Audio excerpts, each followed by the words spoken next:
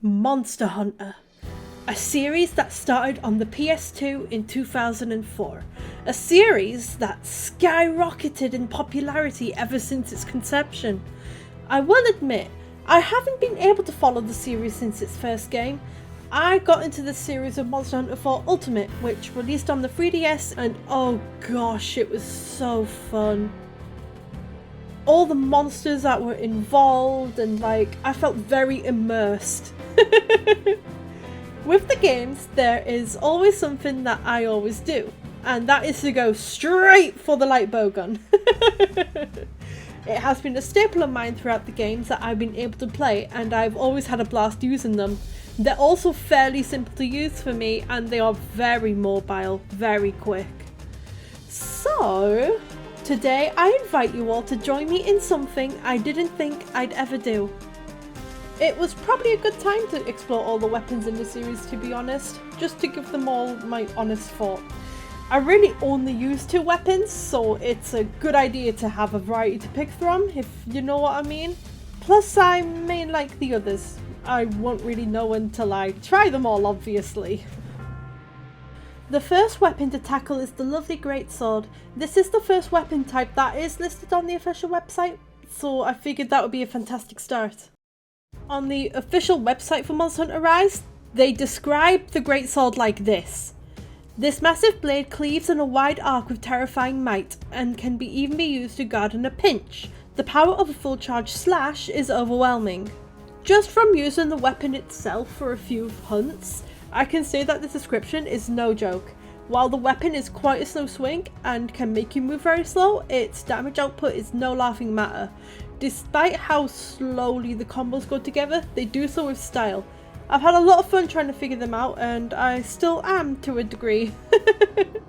I will admit, I do struggle with the weapon sometimes. I don't have the quickest reaction time, and I do seem to miss quite a bit. I don't know whether it should be something that I would have to use the weapon a lot to improve on, or if my reaction times are just that trashy. Now, about those combos. When I said combos slowly go together, I mean it. They are slow. Almost too slow for my liking, in fact. In contrast though, they are very powerful, and it felt so satisfying inputting the combos and timing things correctly. My favourite thing to do is the overhead slash. I find that while it is a simple button input, it is one that helps me damage the monsters when I feel like they are going to jump over me and I can get that sneaky little hit in. By the way, for those curious, I find it highly amusing to just press X and then A one after the other. This is because those 2 attacks work really well together, and it puts a smile on my face to just see my character go around while doing that, as it can move you forward. Will you lose stamina from this? Not at all, and that's probably what makes it funnier for me. Food is an essential part of the games. You are highly encouraged to have some grub before you go out on a hunt or expedition, and if you do, you may be awarded with certain effects. This is the same in Monster Hunter Rise, but in the form of dango. Dango comes in all sorts of colours, and they are aptly named Bunny Dango because they look like bunnies on a stick before you hunt and noms on them, and they look so cute to boot. They even add a little mouth and a cute little nose. For going out on hunts with the greatsword, I would most likely use a mix of these dango. Invigorating Dango Fighter. This dango may only have a 50% activation rate if you're not using any tickets, but I believe it really helps greatsword users. This plucky little thing can reduce stamina depletion when evading, blocking, or doing other actions.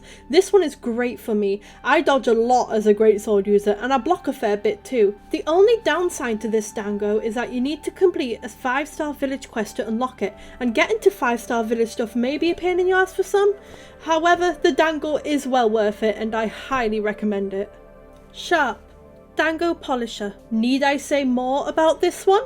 This one literally speeds up your sharpening time, which can easily get you back into the fight in no time. This one is also available at the start with a 70% activation rate, 100% if you use a ticket. You're already slow enough when you use a greatsword, and having the effects of this dango can help you get back into the fight quicker. Best Nut Dango Defender. Another one that is available from the start of the game. I noticed that I was taking a lot more damage because of how slow I am with the weapon, and just having this to help soak in more damage has always been a good idea for me. What's neat is that it upgrades to Super Best Nut if you complete a certain 4-star hub quest, and if it's a Super Best Nut it will often decrease the damage taken compared to the normal Best Nut, which just sometimes decreases damage taken. Medicinal Dangle Medic.